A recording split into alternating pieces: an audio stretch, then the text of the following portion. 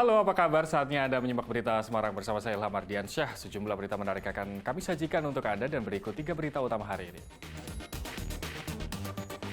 1 tewas dan 2 luka-luka dalam kecelakaan mobil dan truk tronton di Tol Solo Ngawi Sragen. Hilang selama 3 hari seorang kakek 76 tahun akhirnya ditemukan tak berdaya di hutan Kedunguran, Kabupaten Banyumas. Viral ratusan ekor anjing yang terikat dalam truk di tol dorong pencinta hewan di Kota Semarang laporkan dugaan peredaran dan konsumsi daging anjing di Jawa Tengah.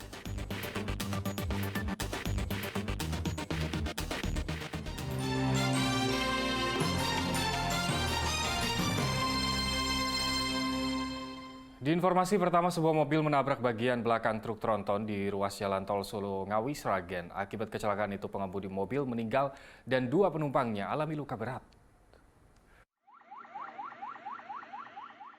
Kecelakaan ini terjadi di ruas tol Solo Ngawi, tepatnya di kilometer 522 jalur B, Desa Krikilan, Masaran, Sragen. Sebuah mobil berpenumpang 5 orang rusak berat setelah menabrak sebuah truk tronton. Diduga kecelakaan pada Sabtu subuh itu terjadi karena pengendara mobil hilang konsentrasi. Akibat kejadian ini, pengemudi mobil meninggal dunia dan 2 penumpang lainnya mengalami luka berat. Hyundai Avega tersebut masuk ke bagian belakang tronton yang mengakibatkan 1 korban meninggal dunia, 2 korban luka berat mengalami cedera kepala, kemudian 2 lagi alhamdulillah tidak luka sama sekali. Pengemudi truk diperiksa di kantor Satlantas, sementara penumpang mobil belum dimintai keterangan karena masih dirawat di Rumah Sakit Dr. Muardi Solo. Heri Prasetyo melaporkan dari Sragen.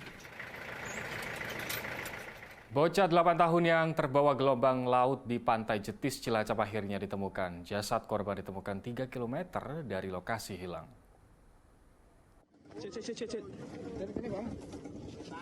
Setelah hilang selama 3 hari, seorang wisatawan yang terbawa gelombang tinggi di pantai Jetis, Kabupaten Cilacap akhirnya ditemukan. Korban adalah Altaf Nasril Mustafa, bocah 8 tahun yang ditemukan dalam kondisi tak lagi bernyawa. Jasad korban ditemukan 3 km dari lokasi tenggelam. Tubuh korban dibawa ke Puskesmas Nusa Wungu untuk diotopsi.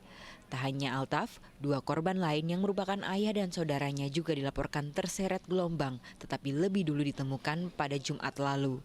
Ketiga korban yang datang dari satu keluarga merupakan wisatawan asal Bekasi, Jawa Barat yang menghabiskan masa liburan di pantai Jetis Cilacap. Naasnya, ketiganya terseret gelombang tinggi saat bermain di pantai. Berhasil diketemukan oleh tim SAR gabungan pada pukul 8.45 dengan jarak 2 nautical mile arah barat daya dari LKP. Ketiga jasad korban telah diserahkan ke pihak keluarga untuk dimakamkan di Tambak, Kabupaten Banyumas. Basarnas Cilacap menghimbau pengunjung untuk waspada saat berlibur di wisata pantai selatan karena gelombang tinggi sedang berlangsung. Mardianto melaporkan dari Kabupaten Cilacap.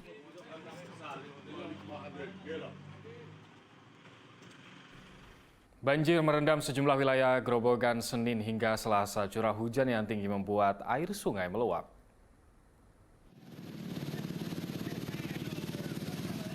Hujan deras yang mengguyur sejak Senin sore hingga malam hari menyebabkan Sungai Jajar meluap. Luapan air dari Sungai Jajar meluber ke Jalan Raya Godong Juwangi Boyolali di Desa Mojo Agung, Kecamatan Karangrayung, Grobogan sejak Senin malam. Akibatnya banyak pengguna jalan yang tidak berani melintas. Niat mau liburan malah kayak gini nggak tahu, Mas. Dari mana, Mas? Dari Singol ya, Mas. Mau kemana? Mau ke Kudus. Oh. Terus mogok, Mas? Iya, nggak mau ke sebenarnya. Sengaja di Singol aja. Banjirnya di tengah sana setinggi berapa, Mas? Kira-kira setengah meter ada. Padahal sebagian besar dari mereka harus berangkat kerja. Tujuan kemana, Mas? Boyolali. Tujuan untuk kerja? Kerja. Terus ada banjir ini gimana, Mas? telat Pak. Terus Masuknya jam 8. Ini ntar ngabarin sana. Soalnya kunci saya bawa semua. nah, terus ini nunggu sampai surut. Ya turun dikit lah, yang penting bisa lewat. Banyak juga yang nekat melintas sehingga kendaraannya mogok. Mereka nekat menerjang banjir sepanjang 500 meter dengan ketinggian air mencapai 60 cm. Jika hujan tidak kembali mengguyur, biasanya banjir akan segera surut dalam waktu tidak lebih dari 10 jam. Tingginya curah hujan juga membuat air sungai Tuntang melimpas ke Jalan Purwodadi Semarang Selasa pagi. Tanggul sungai di tepi jalan sudah tidak mampu menahan luapan air sungai, sehingga melimpas mengalir melewati setengah badan jalan dan membuat jalan licin. Menurut Kepala Desa Gubuk, Sungai Tuntang meluap akibat pendangkalan. Pengendapan setiap banjir itu sedimentasi itu pasti hampir 10 cm. Setiap ada air dari Salatiga itu sampai ke Gubuk ya pasti terjadi pendangkalan. Perangkat Desa Gubuk berharap pemerintah melakukan pengerukan sungai agar tidak terjadi banjir yang lebih besar. Arif Nur melaporkan dari Grobogan. Limpas nih ya. Ini lurah. Diduga tersesat saat mencari rumput di hutan, seorang kakek 76 tahun dilaporkan hilang di hutan Kedunguran, Kabupaten Banyumas. Korban ditemukan pada hari ketiga dengan kondisi lemas tak berdaya. Rohman ditemukan tak berdaya di tengah hutan Kedunguran, Kabupaten Banyumas. Pria 76 tahun ini dilaporkan hilang selama 3 hari lamanya. Ia akhirnya ditemukan setelah tim SAR gabungan menyisir hutan dan anak sungai sekitar rumahnya. Kakek Rohman akhirnya ditemukan dalam kondisi lemas 2 km dari rumahnya. Diduga Rohman tersesat saat mencari rumput pada 28 Desember 2023. Tak kembali ke rumah, keluarga pun akhirnya melapor ke pihak berwajib dan pencarian pun dimulai. Tim SAR akhirnya mengevakuasi kakek Rohman dengan tandu. Itu pun terkendala dengan terjalnya jalur perbukitan dan licinnya jalan di hutan.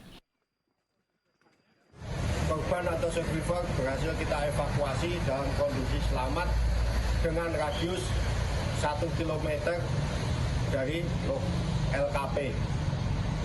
Proses evakuasi berlangsung selama kurang lebih 3 jam hingga akhirnya kakek Rohman berhasil dievakuasi ke puskesmas terdekat di Puskesmas Kecamatan Gumelar. Usai dipastikan dalam kondisi baik, kakek Rohman kemudian kembali ke pihak keluarga. Mardianto melaporkan dari Kabupaten Banyumas. Belasan ribu botol minuman keras yang disita sebelum perayaan Tahun Baru dimusnahkan di halaman Polres, Demak, dan Brebes. Razia miras sebagai upaya menekan angka kriminalitas yang dipercaya karena menenggak minuman beralkohol.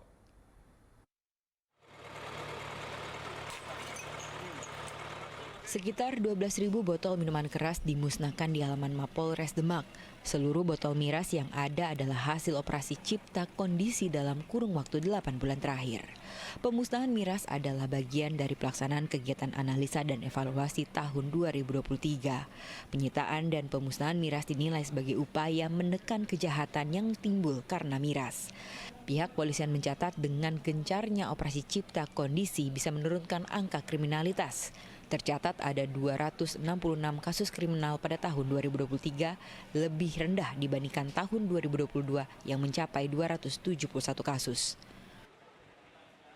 Maka saya berkonsentrasi terkait dengan pemusnahan ataupun pengurangan, bahkan kalau bisa kita berantas terkait dengan peredaran miras yang ada di Kabupaten Demak. Karena seperti kita ketahui bahwa miras ini merupakan akar daripada permasalahan, baik itu tawuran, kemudian semua aktivitas yang ada di masyarakat, banyakkan kayak seperti adanya konser musik ataupun sebagainya, itu bisa terjadi gesekan karena masyarakat sebelum nonton itu dia mengkonsumsi minuman keras. Tak hanya di Demak, pemusnahan botol miras juga digelar di Brebes. Ada 3.000 lebih botol miras berbagai merek yang dimusnahkan di halaman Polres Brebes. Selain botol miras, ada pun 200 liter tuak tradisional yang disita dalam sepekan terakhir dari warung remang-remang di 17 kecamatan di Kabupaten Brebes. Razia miras adalah upaya untuk mengantisipasi tindakan kriminal dan tawuran yang kerap dipicu karena pengaruh minuman beralkohol. Miras yang kita sita ini kita amankan dari beberapa tempat yang diduga juga banyak sekali digunakan sebagai tempat atau warung remang-remang. Apabila orang menggunakan minuman keras, banyak sekali yang melaksanakan tindakan-tindakan kriminal di dalam. Selama pergantian tahun kemarin, Polres Brebes bersama Kodim 0713 Brebes berjaga di sejumlah titik rawan kejahatan dan kriminal, mulai dari wilayah perbatasan provinsi, jalur Pantura, jalur tengah, dan jalur selatan. Sugiartono Ali Muftagirin melaporkan dari Brebes dan Demak.